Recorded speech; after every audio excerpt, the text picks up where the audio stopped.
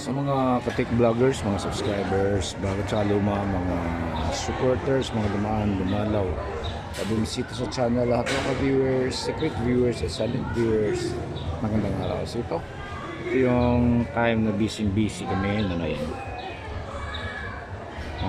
Ano na, almost 3 PM na at hindi pa rin kami tapos dahil nagdagdag kami ng ano.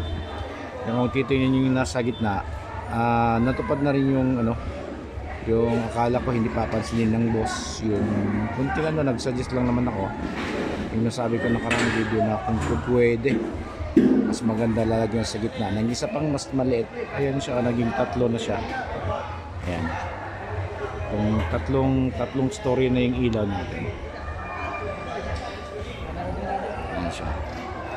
Okay, so yung dinagdag namin na ilaw sa baba, maliban sa nakalawit na malalaki, yung maliliit bagong-bago ko yan, 200 watts ng mga moving head bago. Okay, so nasa Barangay Atabay tayo, Hilongos Leyte, at ang pitsa ngayon ay May 6, so hanggang 7 nandito ako, mga magwa 1 week na from siguro 5 days from May 2. Nandito na ako May 2. May mga maliliit na setup dito, pageant, alumni, tapos coronation. Nagpapahinga lang kami nung merong boxing, so hindi na kami nag-ano ng boxing. Sila na yung pinano namin kasi wala namang kakailangan maraming boxing. Yan.